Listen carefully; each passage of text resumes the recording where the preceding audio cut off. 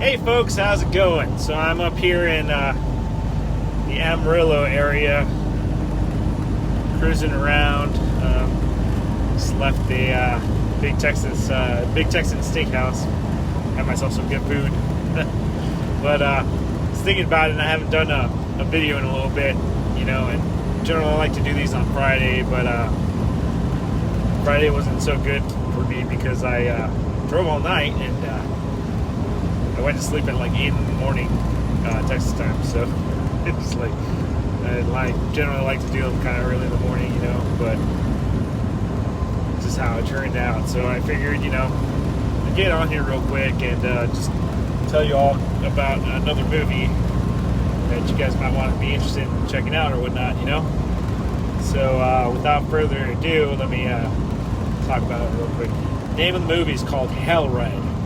Came out in 2008. It was produced by Quentin Tarantino. It stars and it was directed by and written by Larry Bishop. So this movie is it's a biker movie.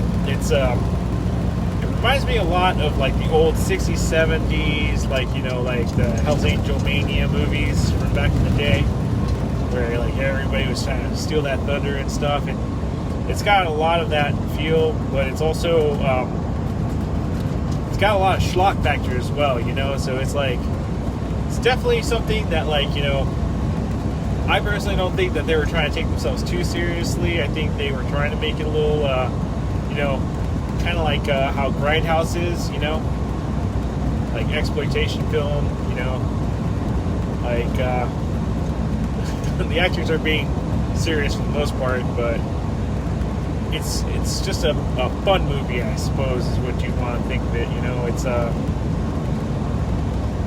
I mean, there's things in it, like, for instance, the director gives himself a lot of fan service to himself. It's I don't know, I think that's kind of a little hokey anyway, you know, when, like, I directed my own movie and I'm the star of the movie and all the cool stuff is done by me because I'm the main guy in the movie, you know. But other than that, I mean, it's, like I said, it's entertainment, and it centers around a 1% motorcycle club called the Victors, and their growing conflict with a rival club called the 666ers. There are some big names in this movie. For instance, Michael Madsen's in it. He plays the gent. So I was actually watching an interview where he's talking about doing the movie and stuff, and he showed up on set with the tuxedo because he thought it'd be interesting, you know. And obviously he had to get the go-ahead from the director, which is Larry Bishop. But he thought it was cool. It was a cool concept, you know. Never seen a outlaw biker in a tuxedo, so, you know, that's his get-up, you know. And I mean, it's Michael Madsen, so, you know, Michael Madsen's it up pretty good. I think it was a pretty good performance personally. But let's see here. There's also Vinnie Jones, the British guy. I always get Vinnie Jones and Vinnie Paul mixed up. One's the drummer from Pantera, passed away not so long ago, and the other dude's the big former soccer guy from England. It's a British dude. He plays Johnny Wings. He's basically the I mean, in a movie full of bad guys, I guess he's the main baddie, because there's not really any good guys. Everybody's kind of a douchebag in the movie. But yeah, so he's like the leader of the 666ers, I guess is the easiest way to say it. I mean, he's entertaining. He's always entertaining to watch. You know, he's also got this really interesting air gun that he uses like a harpoon to kill people. So that was something you don't see very often. You know, this dude just cruising around with an air rifle. But you know, it's something interesting to watch. And basically, okay, so there, Dennis Hopper and oh my God, what's his name? The dude from Kung Fu.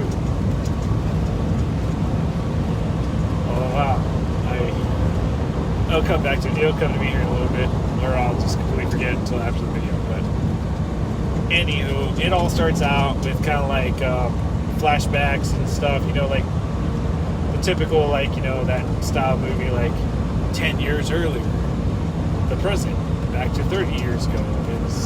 It's all over the place, you know. But pretty much, it's people are killing these dudes from the victors, you know, and they're trying to figure out what's going on, who's responsible for these murders, and just trying to survive, but also trying to weed out infiltrators within their own motorcycle club. And I mean, like I said, it's a little hard to follow. It's in the director's own words, it's a very nihilistic movie. But you know, it's just trying to deal with the rival gang, her club. Trying to make sure that this one dude is who they think it is.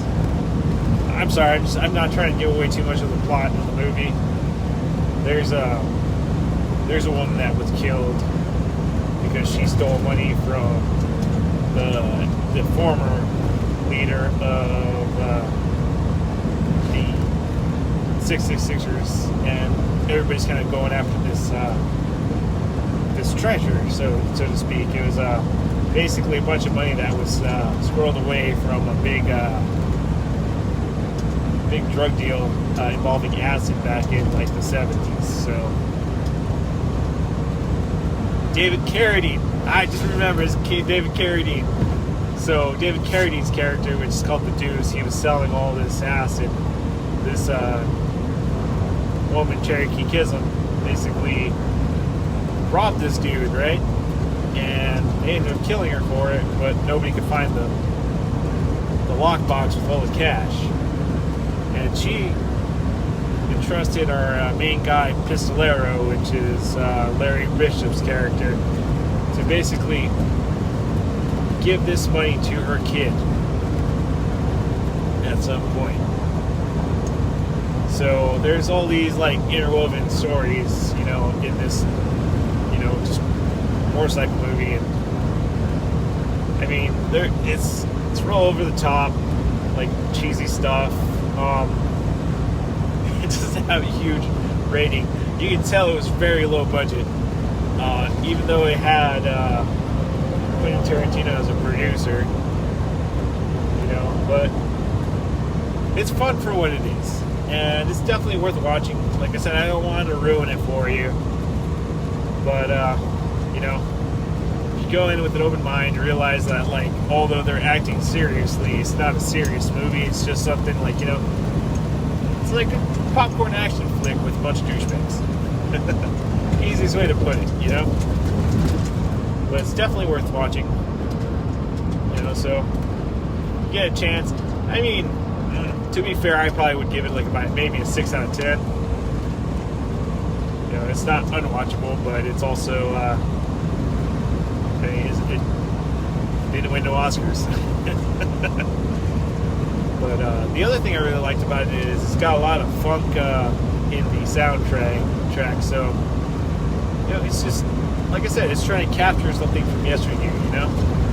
Those old 60s and 70s movies, you know? So that's what I'm suggesting it to you now. And maybe if you want to make a thing about it, I would watch Angels Hard as They Come,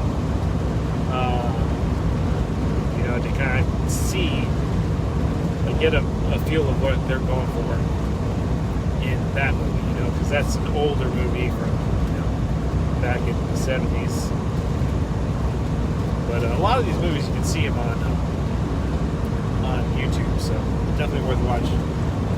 But anyway, that's me ranting about it. Like I said, it's got Dennis Hopper for a couple of scenes, David Carradine for like 2 scenes, you know. Like I said, you can tell, like, they really couldn't afford to have these big names, Except for, well, I mean, I think Michael Madsen is a big name, but I don't know. That's up to you. I've seen him in a lot of good stuff, but you know, I loved him in The Hateful Eight. Like I said, you know, check it out. It's you can find it on iTunes, Apple TV. I think you can rent it from Prime Video. And like I said, it's called Hell Ride. It came out in 2008. So anyway, that's me. That's my rant. I hope you guys enjoyed. It was a little scatterbrained because it took me a minute to kind of compile my thoughts about it as I'm trying to, you know, think about it. But it's actually also very short. It's only an hour and like 23 minutes, I believe. So if you got like a little bit of time, you want to watch an entertaining movie, let me know if you've seen it or like it. You know, like I said, it's pretty